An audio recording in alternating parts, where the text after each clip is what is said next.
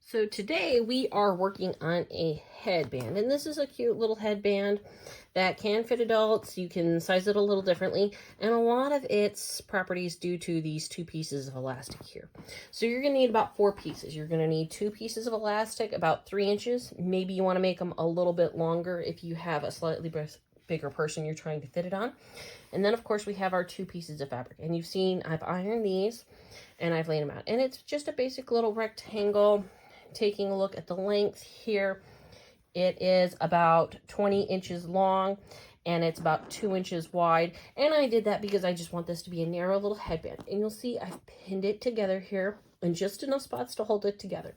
So then after I sew this, and I'm going to sew this all the way down, and I could sew it all the way back, and if I do that, I turn the tube inside out and I'll fold in these edges.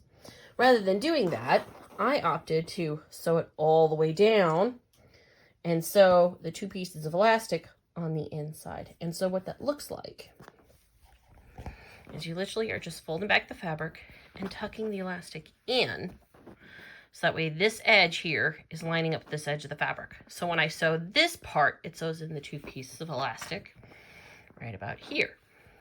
And then when I turn it out, the elastic is already attached on one end. And for me, that makes a lot of sense. But if it doesn't, that's okay. You just go one side, other side, and turn it inside out. And how we're going to attach this side to this side is exactly how you do both sides over here. So we're going to go ahead and start sewing.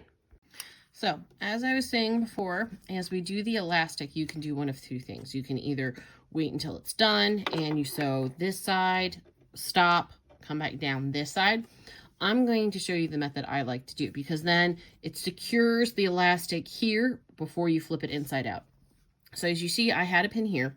I'm going to take my elastic. I'm going to fold this down gently, tuck it in. Okay, and you'll notice I'm tucking it in more than the seam allowance. Why? Because the last thing I want is for this elastic to be caught in this seam allowance as I'm sewing up. So by kind of running my fingers down, and again, you see the elastic just a little bit past this fabric.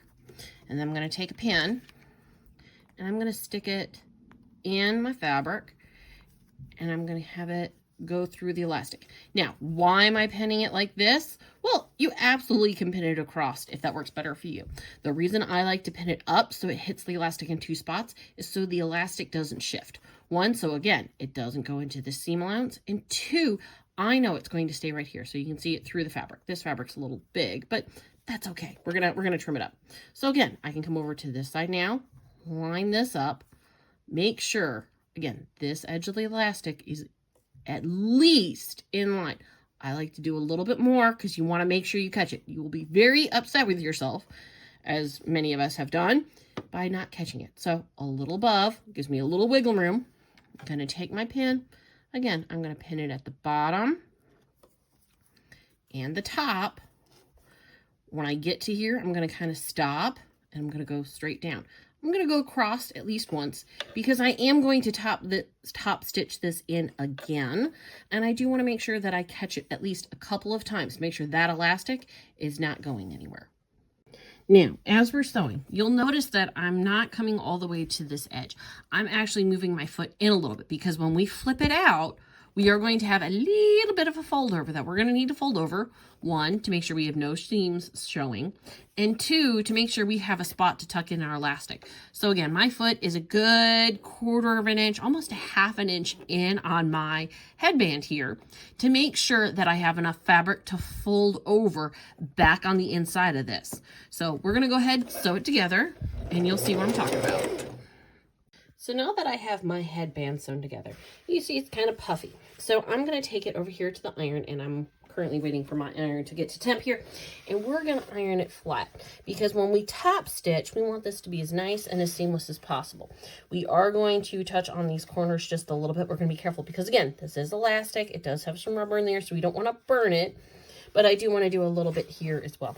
I'm just going to make sure that I do the whole thing. And this is where I'm going to take my fingers and I'm going to kind of pinch this out so it'll lay even nice and flat. And you see how just pinching out with my fingers before I press it with the iron has already made it flatter, and this will make it easier to sew by giving it a good press with my iron. And again, this is a cotton fabric, so I have my temperature set to cotton, which is as high as this iron goes. So I'll do that and come right back. All right, so as you can see, I've top stitched all the way around, and having that extension table off allows me to have a narrow piece of fabric here, hence why I removed it. Sometimes I sew it on, sometimes I sew it off. So we're going to take this pin, and you're seeing I'm not removing the whole thing. I'm going to keep it there so that way it kind of holds the, actually, we're just going to remove the whole thing because it's aggravating me. And sometimes we do that with pins, and that's okay. So I'm going to take this, and I'm going to have it here.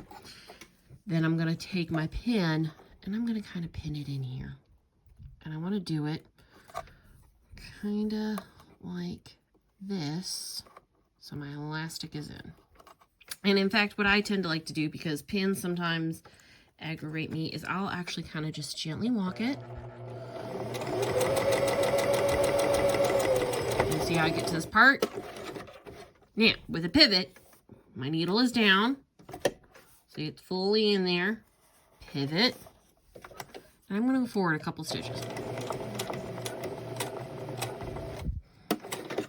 And that elastic is pretty much in there. But with my needle down, I can lift this up and get this one right in here. Now, you'll see that both of these are nice and flat. They aren't twisted.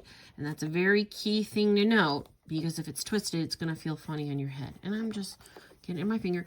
And you'll notice that I'm laying this out because I want to make sure these are the same length, kind of feeling with my fingers. Because if one of them is too long, it's going to feel weird on your head and it's not going to feel very secure. So the more equal they are, the better it will feel on your head. So now that I've done that elastic, I'm going to, and you can kind of see up here, my reverse button. So I'm going to reverse over, and then I'm going to do the whole thing. I got that second elastic in. I'm going to hit my reverse button one more time. And the reason I'm doing this is because I've done these twice. I did them once when they were on the inside, and I did them a second time now that I've top stitched them. I want to give these ends the same treatment. So we're going to go up here. We're going to finish. I'm going to hand crank to the corner to make sure it's exactly where I want it. Again, my needle is in my fabric to keep it. And you see, this is where I started. So I'm going to gently, and I'll move the camera just a smidgen closer here, is we're going to come to the beginning, make sure all these threads are out of the way, because we don't want them getting jammed in our machine. We're going to come up here, and we're just going to line up with your fabric. See how I'm going past where the two lines meet. And I'm doing that to make sure it catches and effectively knots the thread in the fabric. And again, we're going to reverse, back stitch, forward stitch, and we're done. Now, my needle is down, my uptake lever is nowhere near up, so I'm going to hand crank it till my uptake lever, and again, that's what this is my uptake lever, all the way up. Ta-da! It is at its highest point. Ta-da! So, now I can lift my presser foot, take off my project, and I like to keep, mainly because I do have this thread cutter here, but sometimes I like to get a little bit more precise. I take, and these are actually embroidery scissors that have a slight curve, and I'll snip this as close as possible to the work.